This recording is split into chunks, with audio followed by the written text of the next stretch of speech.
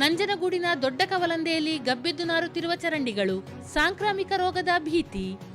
ತಾಲೂಕಿನ ದೊಡ್ಡ ಕವಲಂದೆ ಗ್ರಾಮದಲ್ಲಿ ಚರಂಡಿಗಳು ಗಬ್ಬೆದ್ದು ನಾರುತ್ತಿದ್ದು ಸಾಂಕ್ರಾಮಿಕ ರೋಗ ಹರಡುವ ಭೀತಿ ಎದುರಾಗಿದೆ. ಈ ಹಿನ್ನೆಲೆಯಲ್ಲಿ ಗ್ರಾಮ ಪಂಚಾಯಿತಿ ಸದಸ್ಯರು ಹಾಗೂ ಅಧಿಕಾರಿಗಳ ವಿರುದ್ಧ ಗ್ರಾಮಸ್ಥರು ತೀವ್ರ ಆಕ್ರೋಶ ವ್ಯಕ್ತಪಡಿಸಿದ್ದು, ಆದಷ್ಟು ಬೇಗ ಚರಂಡಿಗಳಲ್ಲಿ ತುಂಬಿಕೊಂಡಿರುವ ತ್ಯಾಜ್ಯಗಳನ್ನು ತೆಗೆದುಹಾಕುವಂತೆ ಮನವಿ ಮಾಡಿದ್ದಾರೆ. ಈ ಬಗ್ಗೆ ಮಾತನಾಡಿರುವ ಗ್ರಾಮಸ್ಥರು, ದೊಡ್ಡ ಕವಲಂದೆ ಗ್ರಾಮದಲ್ಲಿ ಚರಂಡಿಗಳು ಕಸ ಕಡ್ಡಿಗಳಿಂದ ಕೊಳಚೆ ನೀರಿನಿಂದ ತುಂಬಿ ದುರ್ನಾತ ಬೀರುತ್ತಿವೆ. ಕಳೆದ 4 ತಿಂಗಳಿಂದ ದೊಡ್ಡ ಕವಲಂದೆ ಗ್ರಾಮ ಪಂಚಾಯಿತಿ ವ್ಯಾಪ್ತಿಯಲ್ಲಿ ಕಸ ವಿಲೇವಾರಿ ಮತ್ತು ಚರಂಡಿಯನ್ನು ಸ್ವಚ್ಛತೆ ಮಾಡಿಲ್ಲ.